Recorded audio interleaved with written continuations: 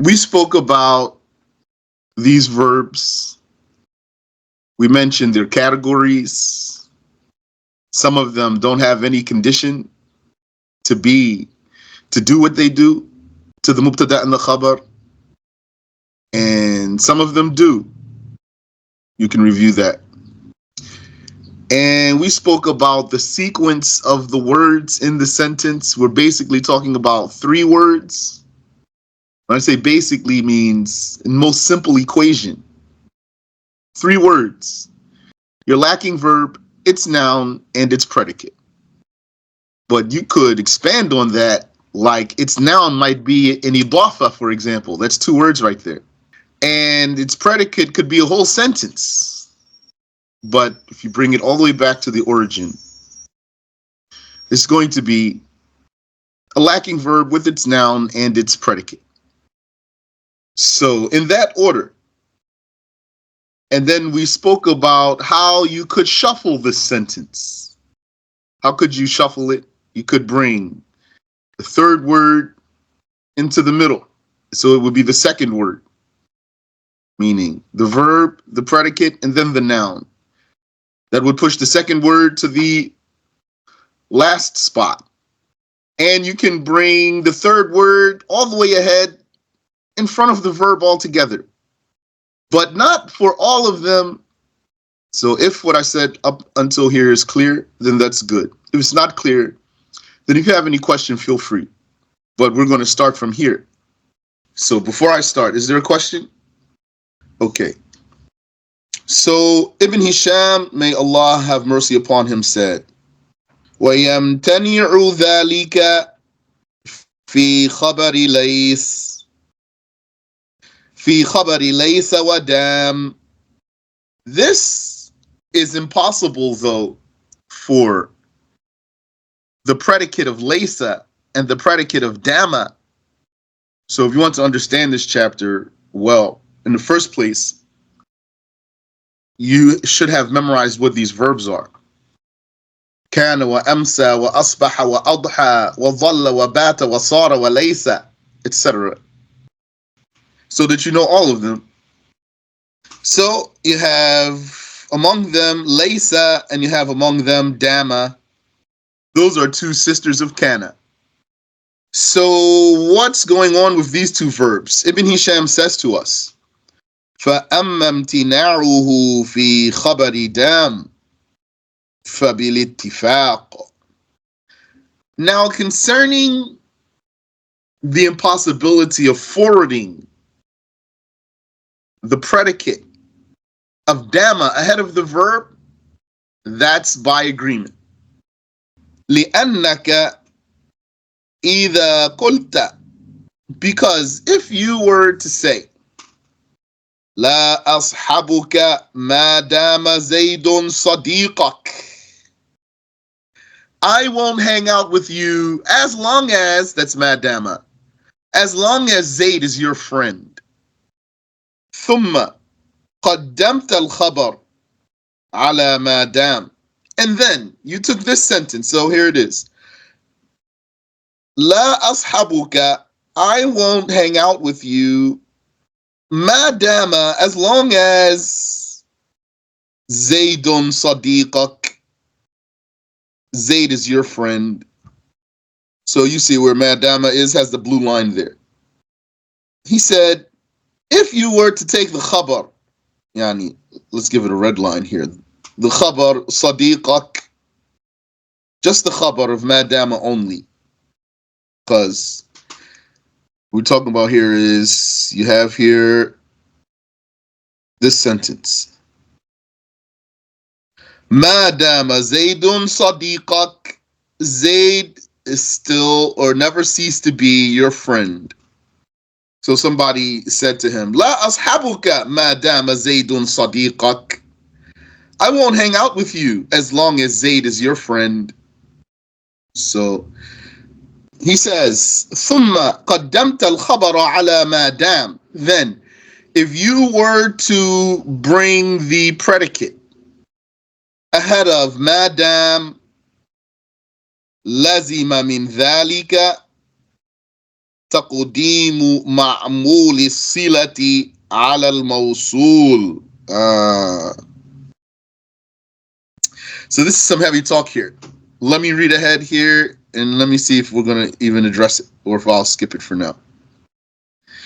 لأن ما هذه موصول حرفي يقدر بالمصدر كما قدمناه وإن قدمته على دام دون ما لزم الفصل بين الموصول الحرفي وصلته وذلك لا يجوز لا تقول عجبت مما زيدا تصحب وإنما يجوز ذلك في الموصول الاسمي غير الألف واللام تقول جاءني الذي زيدا ضرب ولا يجوز في نحو جاء الضارب زيدا أن تقدم زيدا على ضارب. Okay. I think it is befitting to not go into this now, although it will be a very, very nice review for me. But don't think you need this right now. So I'm going to keep moving. So all you're going to take then right now is that when it comes to Daama, you can't bring the Khabar ahead. And all this talk that Ibn Hisham gave us here, we're going to skip it for now. Maybe later, like let's say we got to good depth into the book. Where are we anyway? Just sorry about that. In terms of, so here's our scroller to see how far we are along in the book. So you see how much of the book is left if you look down. We still haven't gotten to the middle of the book yet. Maybe after we took some good information and you took something that makes it easier for me to explain this to you, you might say to me, hey, remember when we skipped such and such in the chapter of Kana wa akhawatuha? Can we read that? It would be great if you remind me. I might forget. But not now, inshallah. Or maybe we'll come to something that will click for me that, okay, now we can go back there and I'll explain it for you. So then Ibn Hisham says, rahimahullah, وَأَمَّا امْتِنَاعُ ذَلِكَ فِي خَبَرِ لَيْسَ. Now as for the impossibility of that concerning the predicate of Laysa, فَهُوَ اخْتِيَارُ الْكُوفِيِّينَ. That's the choice of the Kufis. As you know, there's two madhabs in Arabic. Al-Kufiyun and Al-Bisriyun. Then there's a madhab that's a synopsis. Al-Iraqiyun, which is mostly Bisri. So he says, this is the choice of the Kufis to say that you cannot advance the Khabar of Laysa ahead of Laysa. And the choice of, says here, Mubarrad. But I memorize his name as Al-Mubarrid with a kasra. And I remember that because I used to think his name was Al-Mubarrad. So then when I heard them kept saying Al-Mubarrid, then I switched my fatha to a kasra. So I don't know if there's a way to say Mubarrid, I don't know if there's a way to say Mubarrad, Al-Mubarrad, if that's valid. And I took a mistake, or I had a mistake, maybe a delusion, thought it was a fatha, and really it's just kasra. But I know it was correct, Al-Mubarrid. Wabni Sarraj, and Ibn Sarraj. Wahuwa sahih, Ibn Hisham says, and this is what's correct.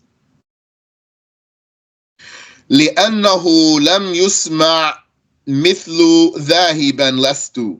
Because it's not heard, it hasn't been heard in Arabic language the likes of ذاهبا لست. That would mean going, I'm not. You'd say lastu dhahiban, I'm not going. You could say dhahiban kuntu, Going I was, kuntu. You could say that. This is the lesson we're taking now. You can advance the khabar in front of Kana and all of her sisters, but not Daama and not Laysa. وَلِأَنَّهَا فِعْلٌ جَامِدٌ. And also, not only because such a statement was never heard, but because this is a frozen verb. Frozen verb means here, this verb has an irregularity about it. It was already irregular just for being one of the sisters of Kana. It has another irregularity, which is that it's stuck in past tense. So you can't form it into present tense or turn it into a command or anything like that. So it's frozen like that.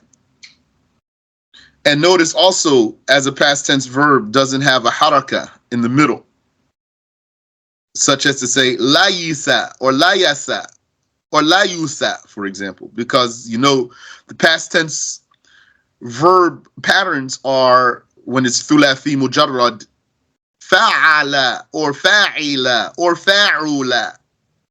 Here we have laysa, we're saying it's fi'lun madin, past tense verb. Why isn't it one of these? The pattern of laysa is fa'la, fa'la, not fa'ala or fa'ila or fa'ula. So this verb is so irregular. So it needs to stay put. فَأَشْبَهَتْ عَسَى. It became similar to the verb asa. Asa, we'll see about asa when we come to it, inshallah. That's one of those that I find not easy to translate. Asa. وَخَبَرُهَا لَا يَتَقَدَّمُ بِاتِّفَاقٍ. The predicate of asa doesn't come in front of it by agreement. And Laysa is like asa. Okay. So here, Ibn Hisham says there's asa that has a predicate. Asa is a verb that has a predicate. The predicate of asa cannot come ahead of asa. Where's that? Didn't appear in anything we said. Yeah, that's right. There's a subsection that Ibn Hisham left out of his book. I heard why, but I don't remember why. And it's one of the reasons why I like the mutammima of Al-Ajurrumiyyah more than I like the sharh of Qatru Nada. But this sharh of Qatru Nada is apparently is more famous than mutammima, and I think also higher in status, not necessarily in information. More prestigious, yani. I think the sharh of Qatru Nada is more prestigious than the sharh of the mutammima of Al-Ajurrumiyyah. Sharh of Al-Mutammima, I mean to say. So he's mentioning something here that he's not even going to go into. فَأَشْبَهَتْ عَسَى. Laysa became like asa. Asa, that's one of those verbs. It's like Ibn Hisham saying, asa is one of those verbs I'm not even going to tell you about anyway. وَخَبَرُهَا لَا يَتَقَدَّمُ بِاتِّفَاقٍ. And the predicate of asa, it doesn't come ahead of asa by agreement. And Laysa is like asa. وَذَهَبَ الْفَارِسِيُّ وَابْنُ جِنِّي إلى الجواز. Al-Farisi and Ibn Ginni, they went to the position of this being permissible. Here, this one, I said Ibn Ginni. That's how I learned that his name is pronounced. And it's spelled with a jim. With a jim. So any person who just reads it like it appears and doesn't know how to pronounce his name, he's going to call him Ibn Jinni. Mustadilaini. Looks like this is a mistake here. Without me looking in my copy. To double check. But looks like here's a mistake because Bismillah. Here, this, when you see kasra under the shadda on top of the letter, what do the people deem that as? To them, that's kasra. We learned that's really a fatha. So according to what we learned, that's really a fatha, this part is correct. But for probably the intent of whoever typed this up, that's a mistake. Because it's supposed to be a kasra according to what became famous to the people. Since it's under the shadda. We say since it's over the letter, it's a fatha, even if it's under the shadda. That's what the sheikh said. And all the people say because of a mistake that crept into the Arabic, by way of, according to my understanding, by way of word processing programs, not by handwriting. This mistake became famous because of word processing programs. That when there was a kasra and a shadda on the same letter, there was a glitch that made the kasra go up over the letter, but under the shadda. And then even, I think it was corrected at some time. And there was a way to circumvent that and keep the kasra down. But I don't know if that got like removed and you can't do it anymore. So anyway, if that's what is normal, if what's normal, what people normally do these days is what's meant here, then that's supposed to be a kasra, which is wrong. And why? Because this looks like supposed to be dual form. Because he said, ذهب الفارسي وابن جني. Two people he mentioned only. Al-Farisi and Ibn Ginni, they said this is permissible. So it looks like this should be saying Mustadilaini. Mustadilaini, not Mustadilina. And what makes me more confident that this is supposed to be a kasra, according to who typed this up, is the fact he put a fatha here so that it would be plural form. Mustadilina.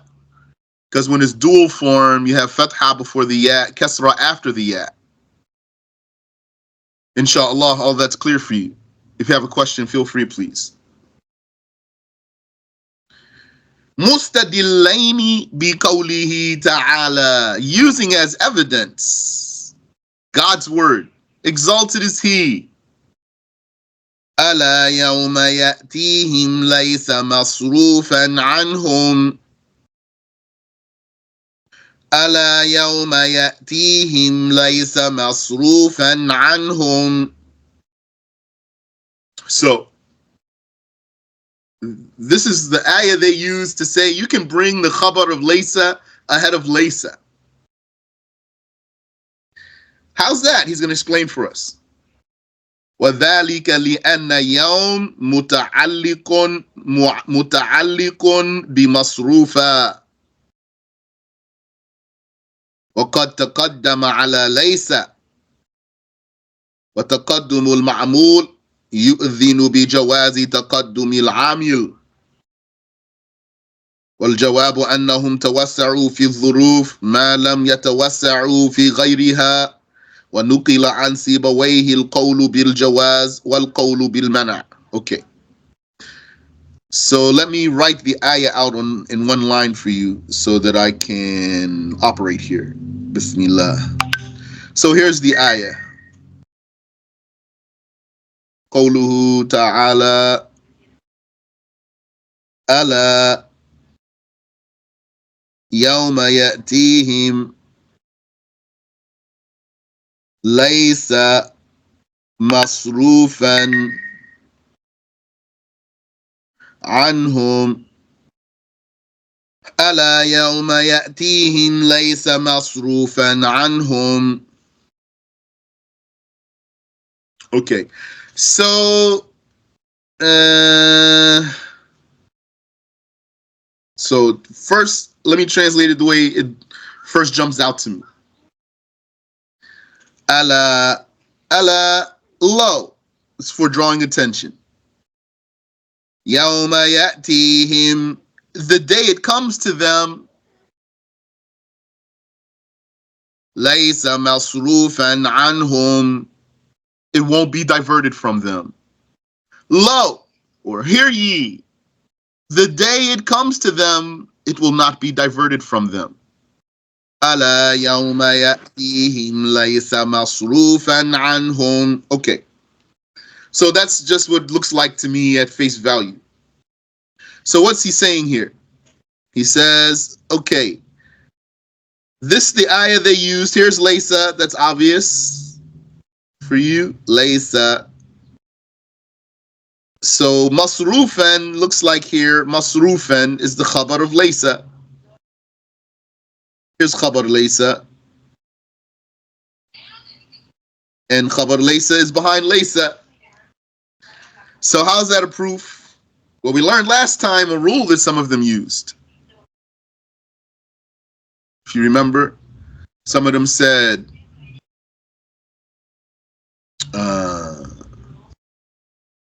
if something is under the influence of a word, and that influenced word is advanced ahead of something else, then this indicates that whatever is influencing that word can come ahead too. So there's a rule there. We took that rule last time. So they're saying same thing here. They're saying that rule that we talked about before, that's here. So this is the proof that the khabar of Laysa can come ahead. So if you're not sure which rule I'm talking about, you want to ask, feel free to ask, please. If you don't remember the example we went over, you want to ask, then ask, please. So let me just break down what Ibn Hisham says. He says, وَذَلِكَ لِأَنَّ يَوْمَ مُتَعَلِّقٌ بِمَصْرُوفًا. It's because this word yawm here, the day, yawma ya'tihim, the day it comes to them, this is the word that's under the influence of masrufan. Masrufan is in control of this word here. Laysa masrufan yawma ya'tihim is the meaning here. Laysa masrufan yawma ya'tihim. That's the meaning. It's like it's saying, Ala laysa masrufan yawma ya'tihim. Masrufan anhum yawma ya'tihim.